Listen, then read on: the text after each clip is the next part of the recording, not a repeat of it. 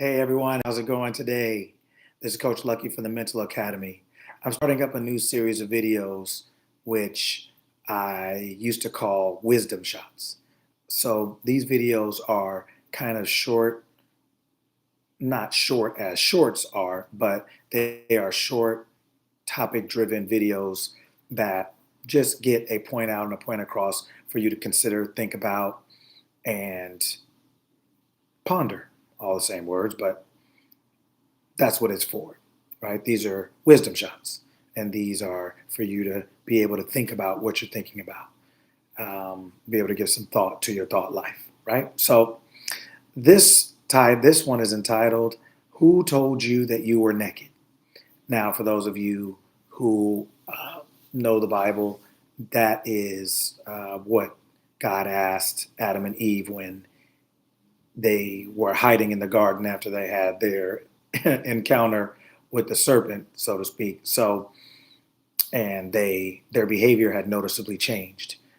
And why was that? Because the information they were given was noticeably different. So, this conversation is inspired by that interaction, right? Now, the reason that title came up was because I remember having a conversation with someone um, and it was a good conversation. It was a passionate conversation, but it was a good conversation. It wasn't an argument or it wasn't anything like that, but it was a passionate conversation. And I was holding a position and they were holding a position. And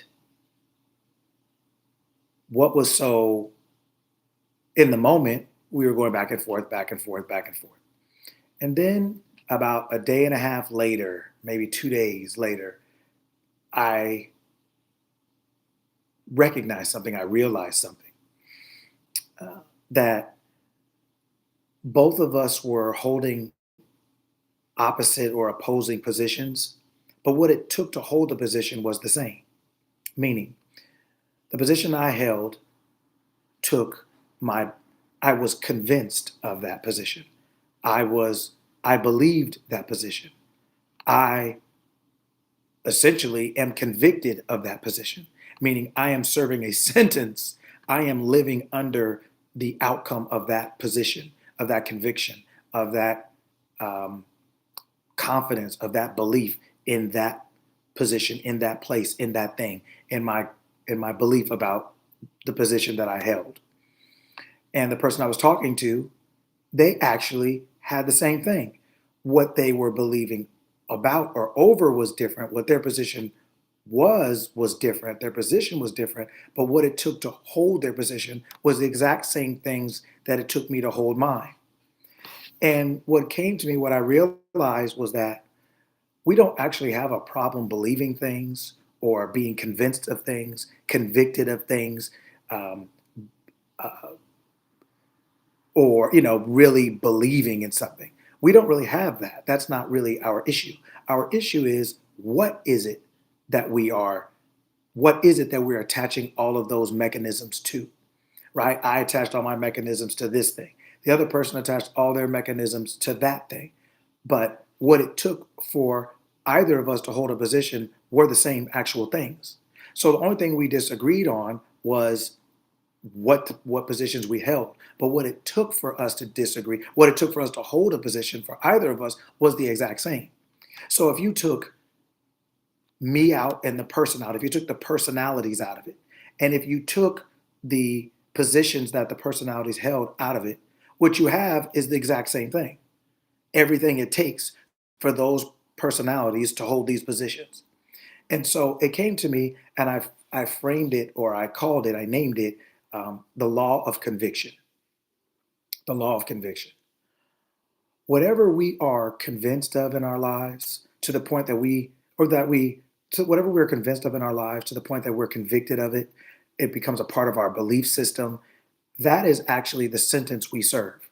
That is actually going to be the experience that we have, the thing that we're going to be interacting with, and that we're going to be serving time with. We're actually going to be serving time with the outcome of this position, right? And once I was able to see that everything it took to believe something, hold something, fight for something, all of the mechanisms were exactly the same. I was different, that person was different, their position was different than mine, but everything it took for those things for the positions to be defensible or debatable or arguable or whatever you want to call it were the exact same things. And when I thought about that, it really helped me understand what I coined now the law of conviction. It means it doesn't matter what we are believing, like what it's about, or what doesn't matter what our position is. It doesn't matter who the people are. They are the reason we have positions, the ones that we hold, whatever those are, the reason that we hold them, the reason that they're holdable, the reason that they are justifiable or explainable or defensible or whatever it is that we want to do with them are for the exact same reasons, even though they may be different things. And even though we may be different people. And so understanding that law, it made me think, okay, if we take the personalities out of it and if we take the positions out of it, then once we understand that it takes the exact same thing to hold the position you hold, then the important question or the important idea becomes, am I sure? I'm sure I'm convinced, but am I sure that this position that I'm holding is correct? Am I sure that this belief that I am fighting for is correct? Am I sure that this conviction that I have that I'm going to serve time with is this position that I am going to live with, serve time with, is this actually correct? And I think what gets lost is because the two people, the two personalities, and the different positions and different people, when we look at it that way, it feels like me versus you, me against you, or this is right and that's wrong, or vice versa. And what happens is it actually stops us or prevents us from actually thinking about the position we're holding because we realize we're holding one, but we're not actually thinking about its validity when it's being um, challenged. We take it more as a personal challenge, right? And then once we are personally challenged, then we feel like our position is challenged. So therefore, we hold on to our personality and position and don't actually think about what it is we are justifying or holding on to, right? And when that happens, we can lose the truth. The truth sometimes we aren't really even considering whether it's actually true once it's being challenged. We just immediately challenge it because we feel as people challenged. What it really helped me realize is that we need to make sure we audit our belief systems. We need to make sure we're auditing what we are actually convicted of right now, convinced of, the time we're serving in this belief, with this belief, under this belief, because of this belief, right? Is this belief, is this position that I'm holding, a, is it actually a thought or a belief system that is serving me? That is actually supporting or creating or maintaining my desired outcomes in life, my desired end. We can differ, we can disagree, but is that thing that you're holding, forget that is being challenged, forget me, forget my position. Is the belief that you're holding when held up to the light, is that actually what you think it is? Is it actually serving you the way you think it is? Is it actually serving you as much as you are defending it, protecting it, willing almost to die on the hill over it? I think we conflate those things and those lines become kind of blurry between is what I'm thinking correct and me. We think we automatically feel attacked as persons, as personalities so quickly that when that happens, we automatically hold on to whatever position that we held before it started. We don't think to actually look at and say, well, this is what you said it is. Let me take a look at it and see, is it actually that? Is this actually what I think it is? Is it actually helping me like I think? Is it actually doing what I think it's doing? And when I was having a discussion with that person, In the moment, I didn't even recognize it.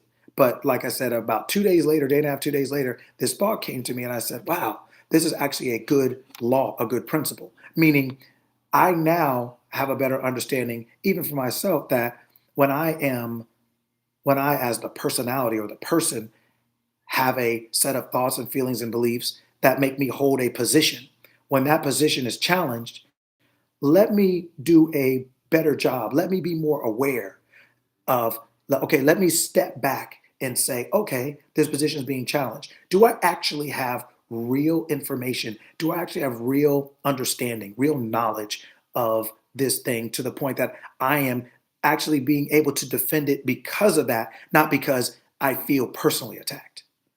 Is this idea as good as me, so to speak? Right? If we want to be good people, we need good ideas or we need good information, good understanding. And sometimes our information or our ideas or our understanding is not as, let's just say, good as we would like to be good, as we would like the outcomes of things to be good. And when that is attacked, if we don't actually stop and say, wait a minute, let me make sure this is what it is, we can actually have the intentions of an outcome that these beliefs or this thing or these things that we're convinced of or convicted with and over and that we believe and that we're serving time with because of our association with them, there may not actually, and a lot of times I find that they're not actually what we thought they were when we have to explain them, when we have to explain them clearly, when we have to justify them, not in attack or persecution, but be able to articulate your position or your premise or your stance on something. And I found, just in that moment, I recognized, wow. Now, once the reflection came, I thought, wow, I can see how that happens. I can see how the personalities get into it and the positions get into it, but the people holding these things, the things that hold these things together, are the exact same. And if we can take a step back and look at what we are, our convictions, what we're convinced of, our belief systems, our beliefs, and the outcome of those things, if we can take a step back and look at those objectively, we actually can live more wisely and skillfully because now we're able to say, okay, we both believe, we both think, we both have all these things in common. So these things are involuntary. It takes a belief to believe in God. It takes a belief to not believe in God. It's still, there's still both beliefs. You still have to believe something, right? So then now it's a matter of, what do I, if I what do I get? What is the outcome of believing in God, let's say, or not believing in God? It takes a belief to believe that money doesn't grow on trees. It takes a belief to believe that it does, that you're always abundant. It takes a belief to believe that times are hard and there's never enough. It takes a belief to say that I always have more than enough and everything I set my hand to prospers.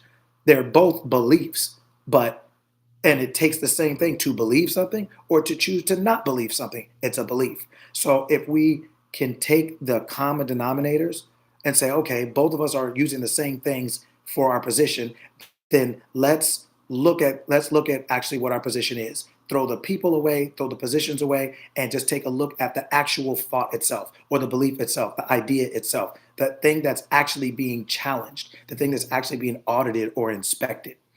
If we can do that, it will allow us to make better choices, right? Who told you that you were naked? Who gave you information that makes you act the way you act?